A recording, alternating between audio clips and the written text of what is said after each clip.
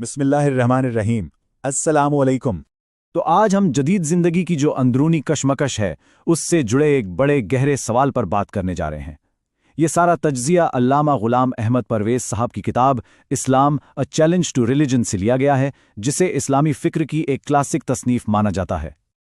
اور یہ جو ہماری گفتگو ہے یہ کتاب کے باب دین کا منصب کے حصے ذات پر مبنی ہے۔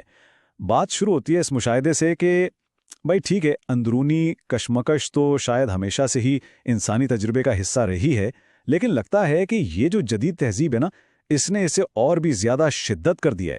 تو پھر سوال یہ اٹھتا ہے کہ اس سارے دکھ کی جڑ آخر ہے کیا؟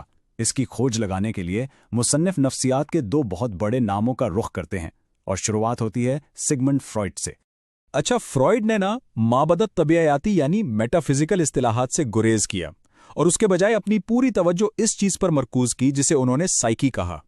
تو فرائڈ کا نظریہ یہ تھا کہ سائیکی کوئی ایک یعنی سنگل اینٹی نہیں ہے، بلکہ یہ 3 حصوں پر مشتمل ہے جو آپس میں سمجھیں کہ مسلسل ایک دوسرے سے مقابلہ کرتے رہتے ہیں۔ اور یہی وہ جگہ ہے جہاں سے اصل تناؤ جنم لیتا ہے۔ مطلب ہماری جو اندر کی جبلی خواہشات ہیں اور جس سماجی دنیا میں ہم رہ رہے ہیں اس کے جو تقاضے ہیں، ان کے درمیان ایک بنیادی تصادم۔ فرائڈ کا ماننا تھا کہ تہذیب کی پوری عمارت ہی اسی دباؤ پر کھڑی ہے، اور یہی چیز ایک نہ ختم ہونے والی کشمکش پیدا کرتی ہے۔ لیکن سوال یہ ہے کہ کیا کوئی اس سے بھی گہری کشمکش ہے؟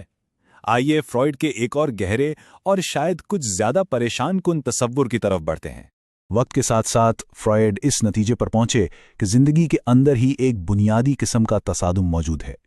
اس نظریے کے مطابق زندگی اپنی فطرت میں ہی غیر مستحکم ہے، اور سائیکی کی جو سب سے گہری خواہش ہے وہ اس تناؤ سے مکمل نجات ہے جو صرف موت ہی لا سکتی ہے۔ یہ تو ایک بہت ہی مایوس کن تصویر پیش کرتا ہے کہ ہم لاشعوری طور پر اپنی ہی فنا کی طرف بڑھ رہے ہیں۔ لیکن رکیے، یہ واحد وضاحت نہیں ہے۔ ایک اور بڑی شخصیت کارل جنگ، انہوں نے ہماری اندرونی دنیا پر ایک بالکل مختلف نقطہ نظر پیش کیا۔ یونگ کے نزدیک کشمکش اکثر اس وقت پیدا ہوتی ہے جب ہمارے شعوری مقاصد کے سامنے ہماری لاشعوری خواہشات آ کھڑی ہوتی ہیں۔ اب اس سلائیڈ کے بارے میں جو چیز واقعی بہت دلچسپ ہے وہ یہ ہے کہ یونگ نے اس تصادم کو ایک بند گلی کے طور پر نہیں دیکھا، بلکہ انہوں نے اس کے حل کی طرف ایک راستہ بھی دیکھا۔ یونگ کا ماننا تھا کہ شخصیت کے اندر قدرتی طور پر یہ صلاحیت موجود ہوتی ہے کہ وہ اپنے تنازعات کو خود حل کرے اور ایک وحدت کی طرف بڑھے۔ ان کا علامات یعنی سمبلز کے بارے میں بھی ایک بڑا منفرد نظریہ تھا، جنہیں وہ کاملیت کے اس سفر میں ایک اہم رہنما سمجھتے تھے۔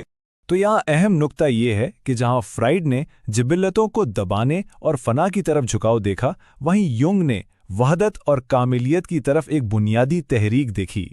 جی، یونگ کا ماننا تھا کہ انسان کی ایک بنیادی خواہش اسے کائنات کے ساتھ اتحاد کی تلاش پر مجبور کرتی ہے، اور اسی خواہش کی ناکامی جدید دور کی ناخوشی کی ایک بہت بڑی وجہ ہے۔ اور یہیں سے ہمیں انسانی ذات کی حتمی منزل کی 2 بالکل مختلف تشریحات ملتی ہیں۔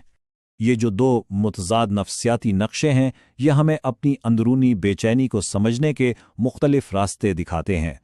تو سوال یہ رہ جاتا ہے کہ کیا ذات کا مقدر فنا ہے جیسا کہ فرائڈ کا نظریہ تھا، یا پھر کاملیت جیسا کہ یونگ نے تجویز کیا؟ اسی کے ساتھ آج کا موضوع اپنے اختتام کو پہنچتا ہے۔ اگلے موضوع کے ساتھ دوبارہ حاضر ہونے تک اللہ حافظ۔